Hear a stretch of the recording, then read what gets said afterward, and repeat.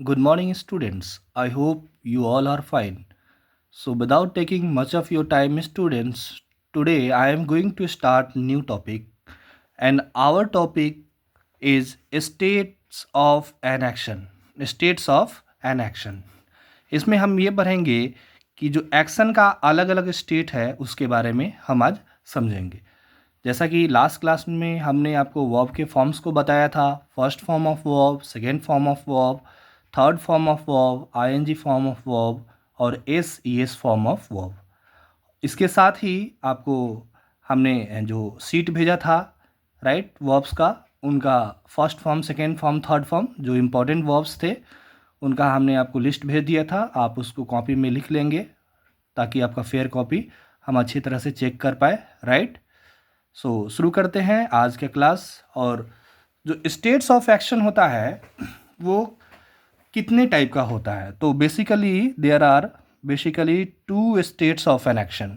अगर देखा जाए मूलतः तो दो ही स्टेट ऑफ एक्शन होते हैं, लेकिन वैसे हम उसको और फर्दर पढ़ेंगे अभी। लेकिन देखिए, सबसे पहला स्टेट जो हमारा एक्शन का होता है, मान लीजिए कोई एक्शन जो है इस पॉइंट पे शुरू होता है और एक इस पॉइंट पर जाके एक्शन कंप्लीट हो जा रहा है। मैंने क्या कहा, कोई एक्शन इस पॉइंट पे शुरू हुआ और इस पॉइंट पर जाकर कंप्लीट हो गया, राइट। तो वैसे एक्शन का जो स्टेट होगा उसको हम बोलेंगे, इसको हम डायग्राम के थ्रू समझ रहे हैं ताकि आपको समझने में ज़्यादा आसानी होगा। जितना भी सेंटेंस आप इंग्लिश में पढ़ते हो, खास करके जब टेंस पढ़ते हो, तो उन सब का आप पिक्चोरियल फॉर्मेट जो इस तरह ड्राइंग बनाकर भी आप उस सेंटेंस को समझ सकते हैं। तो देखिए, जो पहला स्टेट है यहाँ पर, एक्शन इस पॉइंट से शुरू होता है और इस पॉइंट पर, मतलब एक पार्टिकुलर पॉइंट पे एक्शन शुरू हुआ और पार्टिकुलर पॉइंट पे एक्शन जाकर कंप्लीट हो गया। तो क्या हम इसे बोल सकते हैं कि ये एक्शन जो है वो कंप्लीट हो गया है, राइट। ये एक्शन क्या कंप्लीट हो गया ना। तो जब एक्शन किसी एक पॉइंट पे शुरू होता है और दूसरे पॉइंट पर जाकर कंप्लीट हो जाता है, तो वैसे एक्शन को हम ये बोलेंगे कि ये एक्शन जो है ये कंप्लीट नेचर का है। कैसा नेचर का है? कंप्लीट नेचर का है। और टेंस में जो एक्शन एक पॉइंट पे शुरू हुआ और दूसरे पॉइंट पर जाकर कंप्लीट हो गया, उसी को हम perfect state of an action बोलेंगे। क्या बोलेंगे? Perfect state of an action, right. तो पहला स्टेट जो हमारा यहाँ पे है perfect state of an action. दूसरा स्टेट मान लेते हैं, यहाँ पर एक्शन शुरू होता है और ये भी एक्शन इस पॉइंट पे जाके कंप्लीट हो जाएगा, राइट। लेकिन अभी हम जब बात कर रहे हैं तो एक्शन जो है वो कंप्लीट हुआ नहीं है, बाद में जाकर इसको भी कंप्लीट होना है। इस पॉइंट पर जाकर ये भी कंप्लीट हो जाएगा, लेकिन जब तक ये कंप्लीट नहीं है, मान लीजिए यहाँ तक हम पहुँचे हैं, राइट। इसको हम इस तरह दिखा देते हैं कि अभी एक्शन कंप्लीट नहीं है, इस पॉइंट पर जाकर ये एक्शन भी कंप्लीट हो जाएगा। तो यहाँ पर आप देख पा रहे हैं कि यहाँ पे जो हुआ था एक्शन शुरू इस पॉइंट पे और दूसरे पॉइंट पर जाकर कंप्लीट हो गया था। तो जो एक्शन कंप्लीट हो गया था, क्या था? कंप्लीट था। उसको टेंस में क्या नाम दिया? Perfect state. क्या नाम दे दिया गया? Perfect state. इसीलिए हमने इसका नाम दिया perfect state of an action. वहीं दूसरे पिक्चर में आप देख पा रहे हैं कि एक एक्शन यहाँ पे शुरू हो रहा है और ख़त्म इसको भी होना है इस पॉइंट पर, लेकिन अभी ये एक्शन ख़त्म हुआ नहीं है, ये कहीं बीच में है, अभी एक्शन ये जारी है। मतलब क्या हम ये बोल सकते हैं कि एक्शन अभी कंप्लीट नहीं हुआ है? क्योंकि अगर कंप्लीट होता तो कुछ ऐसा डायग्राम बना रहा होता। तो एक्शन कंप्लीट नहीं है तो सर कैसा एक्शन है? तो एक्शन कंप्लीट नहीं है तो इसे हम इनकम्प्लीट बोलेंगे। कैसा बोलेंगे? इनकम्प्लीट बोलेंगे, राइट। और इसी इनकम्प्लीट एक्शन के लिए हम कौन सा टेंस यूज करते हैं? टेंस में इसे किस नाम से जानते हैं? थोड़ा टेक्निकल टर्म हो जाता है यहाँ पे। तो इसी इनकम्प्लीट को हम बोलते हैं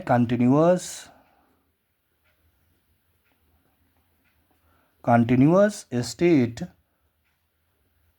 ऑफ एन एक्शन, राइट। तो आपने देखा कि हमारे आसपास में जितने भी एक्शन होते हैं, आप उनको देखेंगे कि वो दो टाइप के होते हैं। या तो वो एक्शन कंप्लीट हो चुके हैं, और जब एक्शन कंप्लीट हो चुके हैं तो वो किस में चले जाते हैं? परफेक्ट स्टेट में चले जाते हैं। अगर वो एक्शन कंप्लीट नहीं है तो वो इनकम्प्लीट में चला जाता है। मतलब कुछ काम ऐसा, बहुत सारा काम होता है जो हमें कंप्लीट नहीं किया अभी तक, वो अभी एक्शन चल रहा है, जारी है, तो किस में चला जाता है, इनकम्प्लीट में चला जाता है। उसी को हम क्या नाम देंगे, continuous state of an action.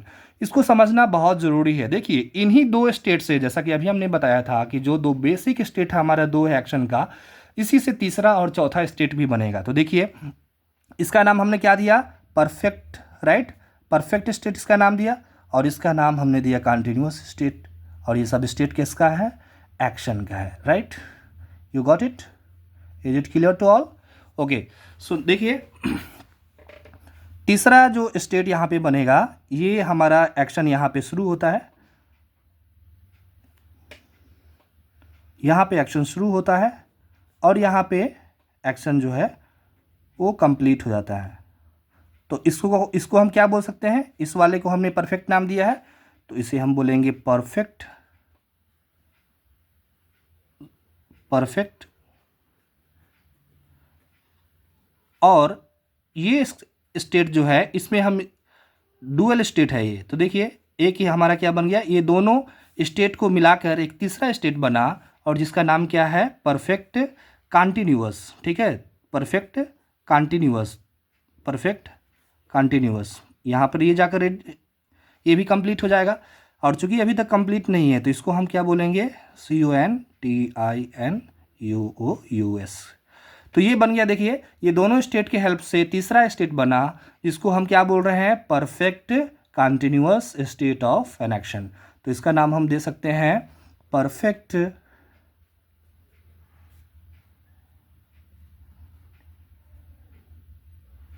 Continuous state of an action,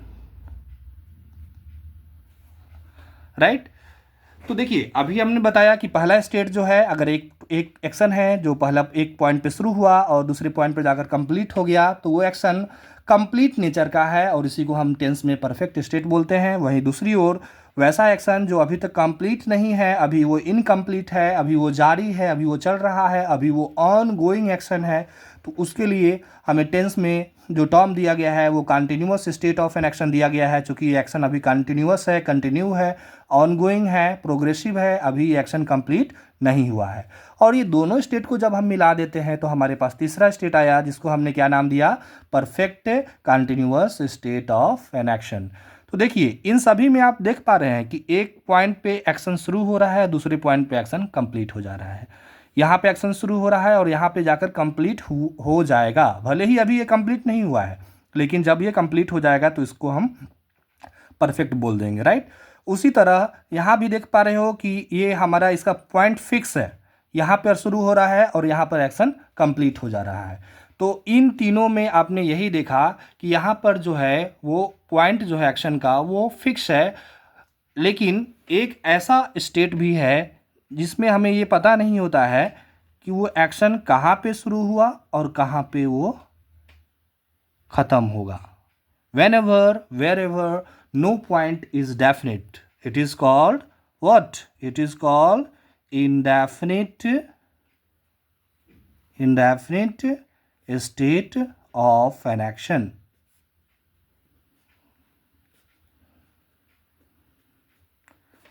बच्चे आप निश्चित तौर पे आप इसे समझने की कोशिश कर रहे होंगे।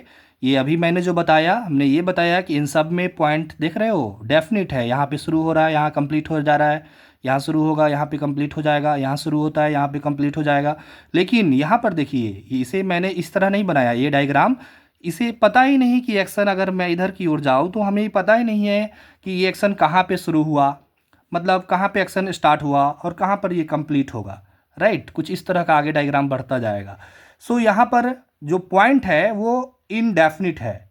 तो हमने आपको बताया whenever wherever no point is definite it is called indefinite state of an action। जब कभी भी कोई भी पॉइंट हमें निश्चित नहीं हो, अनिश्चित हो, तो उसी को हम indefinite state of an action के नाम से जानते हैं। ये जो स्टेट थे चारों, राइट, वो हमने आपको समझाया। अब देखिए यहाँ पर आगे हम पढ़ेंगे कि सर अभी जो भी हम फार्मूला पढ़ाएंगे इन सब चीज़ों को आप समझ जाएंगे, ये सारे चीज़ों को आप समझने की कोशिश कीजिएगा, तो आप ये देखेंगे कि कोई भी फार्मूला, कोई भी स्ट्रक्चर जब हम बनाएंगे टेंस का, तो वो सारा हम खुद डराइव करेंगे, हमें याद करने की ज़रूरत नहीं है, हम यहाँ पर सीखेंगे, राइट। हम फार्मूला खुद बनाएंगे, उसे रटने की ज़रूरत नहीं होगी। उसीलिए इस टर्म को समझना ज़रूरी है। और कॉम्पिटिटिव एग्ज़ाम हो या कोई भी एग्ज़ाम हो, ये बहुत ही इम्पॉर्टेंट होता है कि आप कॉन्सेप्ट को क्लियर करते हुए चलिए। सो देखिए आगे हम देखते हैं। अब आपको मैंने बताया था बी का फॉर्म्स, राइट। तो बी का जो वर्ब फॉर्म होता है, राइट, इसके बाद में आप क्या लगाएंगे, वर्ब में base form of verb plus ING लगाते हैं, और इसके हेल्प से आप क्या बनाते हैं, कंटिन्यूअस टेंस बनाते हैं। क्या बनाते हैं, कंटिन्यूअस बनाते हैं। इसी को मैंने कल बताया भी था कि ये जो है ये क्या है, बेस फॉर्म, ये है हमारा base form plus ING, right. इसी को बुक में क्या नाम दिया होता है, V4 के नाम से भी बुक में ये हम जानते हैं। तो जब भी ये जो बेस फॉर्म प्लस आईएनजी है, इसके पहले अगर हम बी का फॉर्म लिख देंगे, प्रेजेंट का be form is am are, right, past का बी फॉर्म वाज वर, तो ये कंटिन्यूअस टेंस का स्ट्रक्चर बनेगा। सो देखते हैं कैसे बनेगा सर। तो सबसे पहले थोड़ा समझिए बेसिक्स को कि सर बी का फॉर्म क्या होता है। तो देखिए जो बी का फॉर्म होता है, यहाँ पर मैं बी को एक सर्कल के अंदर रख दे रहा हूँ, क्योंकि ये जो हमारा वर्ब का फॉर्म है इसको हम रूट फॉर्म बोल रहे हैं। क्या बोल रहे हैं, रूट फॉर्म ऑफ वर्ब, या इसी को हम बेस फॉर्म भी बोलेंगे। क्या बोलेंगे, बेस फॉर्म ऑफ वर्ब। आपको कल बताए भी थे कि रूट फॉर्म और जो बेस फॉर्म होता है वर्ब का, वो फॉर्म होता है जिसमें कोई भी बदलाव नहीं किया गया है। जैसे ईट हो गया, है ना, गो हो गया, कम हो गया, प्ले हो गया, ये सब हमारा बेस फॉर्म हो गया। अब जैसे ईट का तो बहुत सारा फॉर्म है, ईट हो गया, एट हो गया, ईटेन हो गया, ईटिंग हो गया, इट्स हो गया। लेकिन देखिए जो ओरिजिनल बेस फॉर्म हमारा क्या हो गया, ईट हो गया, क्योंकि इसमें कोई बदलाव नहीं किया गया है। एट, ईटेन, इट्स, ये सब बेस फॉर्म से ही बना हुआ है, राइट। तो बी का फॉर्म जो होता है वो प्रेजेंट फॉर्म जो होता है, फर्स्ट फॉर्म जो हम बोलेंगे बी का, वो होता है इज, एम और आर। ये याद रखिएगा, बी का जो फर्स्ट फॉर्म होता है वो इज, एम, आर होता है। और फर्स्ट फॉर्म के बारे में हम आपको बताए भी थे कि फर्स्ट फॉर्म हम कहाँ यूज करते हैं, तो प्रेजेंट टेंस में यूज करेंगे फर्स्ट फॉर्म को। बी का जो सेकेंड फॉर्म होता है, बी का जो सेकेंड फॉर्म होता है वो क्या होता है, वाज और were, WERE, this one is called were. Where नहीं है, WHERE, वो होता है वेयर, राइट। ये है हमारा were. So second form of verb be is was और वर। वाज और वर जो है हमारा बी का सेकेंड फॉर्म है। और सेकेंड फॉर्म ऑफ वर्ब को कहाँ यूज करते हैं बताइए, पास्ट टेंस में। We use second form of verb in case of past tense, right, समझ गए। तो बी का फर्स्ट फॉर्म प्रेजेंट टेंस में यूज करेंगे, सेकेंड फॉर्म पास्ट में यूज करेंगे। बी का जो थर्ड फॉर्म है, इधर मैं लिख दे रहा हूँ, दिख रहा होगा आपको। बी का जो थर्ड फॉर्म होता है वो क्या होता है बच्चों, बीन होता है, याद रखेंगे। बी का थर्ड फॉर्म क्या होता है, बीन होता है। वही बी का जो कंटिन्यूअस फॉर्म होगा, क्या बता रहे हैं हम बच्चे आपको, ये देखो, बी का जो कंटिन्यूअस फॉर्म है उसमें क्या होता है, बेस फॉर्म में हम आईएनजी, बेस फॉर्म हमारा क्या है, बी, तो इसी बी में हम आईएनजी ऐड कर देंगे तो हमारा क्या बन जाएगा, continuous form of verb, right. Is it clear to all. तो देखिए ये हमारा बी का फॉर्म है। अब हमने बताया है आपको कि जब भी आप कंटिन्यूअस टेंस बनाएंगे, ठीक है, जब भी आप क्या बनाएंगे, कंटिन्यूअस टेंस बनाएंगे, तो आप क्या करेंगे, ये जो आईएनजी फॉर्म है वर्ब जो है, आईएनजी फॉर्म जो होता है वर्ब का, जिसमें हम बेस फॉर्म और आईएनजी के हेल्प से हम बना रहे हैं इसको, इससे पहले बी का फॉर्म देना पड़ता है। जैसे आप अगर आप यहाँ पे कुछ बनाना चाहें फार्मूला, जैसे आप जानते हैं कि सेंटेंस जो बनता है वो सब्जेक्ट, वर्ब और ऑब्जेक्ट से बनता है। We need subject, verb and object to make a sentence, right. लेकिन कभी कभी क्या होता है, जब सेंटेंस में हमें हेल्पिंग वर्ब की ज़रूरत होती है तो हमें हेल्पिंग वर्ब देना पड़ता है, उसके बाद मेन वर्ब और ऑब्जेक्ट। ये स्ट्रक्चर हमने आपको बताया था। तो देखिए, तो अभी हम सबसे पहले हम बनाएंगे, यहाँ कंटिन्यूअस की बात ही कर रहे हैं चूँकि अभी हम, तो हम बी का फॉर्म यूज़ करके देखते हैं और हम कंटिन्यूअस स्ट्रक्चर बनाते हैं, तो सबसे पहला जो स्ट्रक्चर आ जाएगा जो कि हम में किस में आया जाएगा बताओ। यहाँ पर अभी पढ़ा है ना continuous state of an action, अभी हम यहाँ पर पढ़े हैं continuous state of an action. तो अभी हम यहाँ पर देखेंगे पहला हमारा continuous state of an action के अंदर क्या आ जाएगा, प्रेजेंट कंटिन्यूअस टेंस, क्या आ जाएगा, प्रेजेंट कंटिन्यूअस टेंस। तो देखिए मैंने आपको बताया था कि सबसे पहले हम क्या करेंगे बताओ,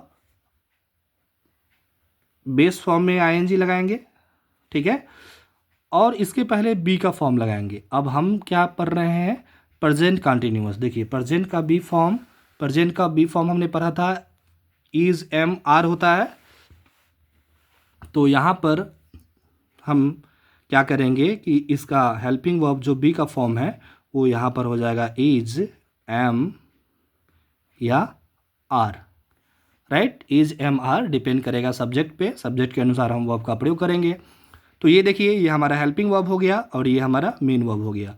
अच्छा मेन वर्ब के बाद क्या आया है यहाँ पे, तो मेन वर्ब के बाद ऑब्जेक्ट आया है, तो ऑब्जेक्ट लिख दीजिए। अच्छा ये बताइए यहाँ हेल्पिंग वर्ब के पहले क्या आया है, सब्जेक्ट आया है, तो सब्जेक्ट लिख दीजिए। तो ये फार्मूला हमने बनाया किसका, देखिए प्रेजेंट कंटिन्यूअस टेंस, ये फार्मूला है प्रेजेंट कंटिन्यूअस टेंस का, राइट। सो मुझे लगता है कि इसमें कोई प्रॉब्लम नहीं होगा। अगला देखिए, अब इसका नेगेटिव स्ट्रक्चर भी बना सकते हैं, इंटेरोगेटिव स्ट्रक्चर, राइट, इसका आप बनाइएगा।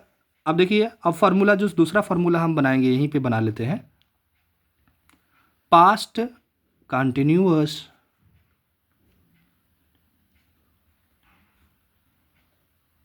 Tense, past continuous tense. देखिए क्या करना है, सब्जेक्ट तो रहेगा ना, सब्जेक्ट की जगह पर सब्जेक्ट को रखिए, सब्जेक्ट लिख दिए। उसके बाद क्या आ रहा है, हेल्पिंग वर्ब। तो अब बताइए बी का जो सेकेंड फॉर्म होता है वो पास्ट को बताता है। बी का सेकेंड फॉर्म क्या है, वाज और वर है, ये पास्ट टेंस में यूज होगा और हम यहाँ पर पढ़ रहे हैं पास्ट कंटिन्यूअस टेंस। तो बी का सेकेंड फॉर्म हम क्या यूज़ करेंगे यहाँ पे, वाज ऑब्लिक वर, वाज और वर। अब ये इसके बाद मेन वर्ब का यूज़ करेंगे। मेन वर्ब में आपको बताया ही हमने कि बेस फॉर्म में आप क्या लगाते हैं, आईएनजी, राइट। तो बेस फॉर्म में आप क्या लगाइए, आईएनजी, और उसके पहले बी का फॉर्म यहाँ मिल गया और वर्ब के बाद क्या आता है, ऑब्जेक्ट। तो ये हमारा फार्मूला बन गया past continuous tense, past continuous tense. तो बच्चों इसमें कोई डाउट नहीं होगा, ठीक है। एक फार्मूला हम और बनाते हैं, ठीक है, और वो जो हमारा फार्मूला होगा वो हो जाएगा फ्यूचर कंटिन्यूअस टेंस, ठीक है। तो बच्चों यहाँ पे जो जगह है इसमें हम फार्मूला बना रहे हैं, future continuous tense, right. Formula में मैंने बताया था कि क्या आता है, सबसे पहले सब्जेक्ट आता है, सब्जेक्ट के बाद क्या आता है, हेल्पिंग वर्ब आता है, हेल्पिंग वर्ब के बाद क्या आता है, मेन वर्ब आता है, मेन वर्ब के बाद क्या आता है, ऑब्जेक्ट आता है, राइट। तो सबसे पहले हम सब्जेक्ट यहाँ पे लिखेंगे, तो सब्जेक्ट लिख दीजिए, सब्जेक्ट लिख दिए, S for subject, H V जो है यहाँ पर वो हेल्पिंग वर्ब है, M V means main verb है, और ओ का मतलब यहाँ पर क्या है, ऑब्जेक्ट है। ये सारे चीज़ हम क्लास में डिस्कस कर चुके थे। तो देखिए सब्जेक्ट के बाद हेल्पिंग वर्ब जो है आपको बताए थे कि फ्यूचर जो टेंस होता है, future tense may be real और may not be real, right. Future tense जो है उसमें हम क्या यूज़ करते हैं, मोडाल्स, शैल और विल का यूज़ करते हैं। कोई भी फ्यूचर टेंस जो देखेंगे उसमें शैल और विल का यूज़ किया जाता है, देखते हैं। तो चलिए यहाँ पर हेल्पिंग वर्ब, मोडाल्स जो होता है वो हेल्पिंग वर्ब की तरह भी काम करता है, आपने पढ़ा था। तो देखिए यहाँ पर शैल और विल जो है हेल्पिंग वर्ब का काम करेगा, ठीक है। तो यहाँ पर आप देखिए फार्मूला हम बना रहे हैं, subject plus shall will helping verb हो गया। इसके बाद हमें क्या चाहिए, मेन वर्ब। अच्छा मेन वर्ब में देखिए अभी हमने आपको बताया था कि जब भी हम कंटिन्यूअस टेंस बनाते हैं तो हमें क्या चाहिए होता है, देखिए यहाँ पे बी के साथ आईएनजी फॉर्म, राइट, मतलब बेस फॉर्म में आईएनजी लगा होता है और उसके साथ हमें क्या देना पड़ता है, बी का फॉर्म, तभी हम कंटिन्यूअस फॉर्म बना पाते हैं। तो यहाँ भी फार्मूला बनाएंगे। तो देखिए हम क्या करें यहाँ पे, तो देखिए यहाँ पर ये मोडाल्स है, ये क्या है हमारा मोडल वर्ब है या मोडाल्स जिसे आप बोलते हैं, राइट। और ये मोडाल्स जो है यहाँ पे हेल्पिंग वर्ब का काम कर रहा है, और आप जानते हैं कि मोडाल्स के बाद कौन सा फॉर्म यूज होता है वर्ब का, बताओ बच्चों, हाँ जल्दी से बताओ। मोडाल्स के बाद वर्ब का बेस फॉर्म यूज होता है, तो इसके बाद हम क्या लिखेंगे बताओ, यहाँ पे लिख दे रहा हूँ बच्चों, यहाँ पे क्या लिखेंगे बताओ। अब मोडाल्स को चाहिए बेस फॉर्म, और हमें पता है कि बी जो बेस फॉर्म होता है वो क्या होता है, बी का बेस फॉर्म जो होता है वो बी ही होता है, और बी के बाद हम क्या लगा सकते हैं बताओ, बेस फॉर्म में आईएनजी लगा सकते हैं। तो देखो हमारा फ्यूचर कंटिन्यूअस टेंस का फार्मूला क्या बन गया, subject plus shall will plus be plus V1 ING, right. Base form में आईएनजी लगा दिए, उसके बाद हम क्या लगाए, ऑब्जेक्ट लगा दिए। तो ये जो हमारा फार्मूला बन गया, ये फार्मूला जो बना, ये फार्मूला बन गया किसका, फ्यूचर कंटिन्यूअस टेंस।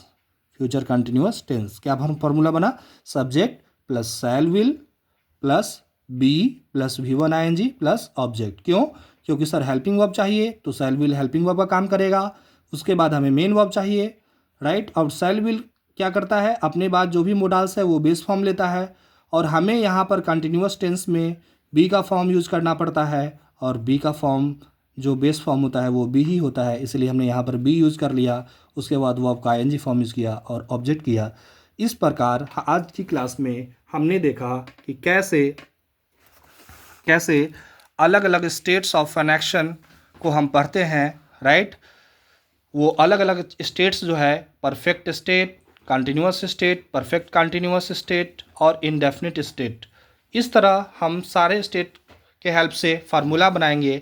आज जो हमने फार्मूला पढ़ा है वो कंटिन्यूअस टेंस का फार्मूला पढ़ लिया है, राइट। और आगे हम अगले क्लास में आगे हम पढ़ेंगे और कंटिन्यू करेंगे। तब तक के लिए आप लोग अपना ध्यान रखिए और पढ़ते रहिए, सीखते रहिए। तब तक के लिए बाय, टेक केयर एवरीबॉडी।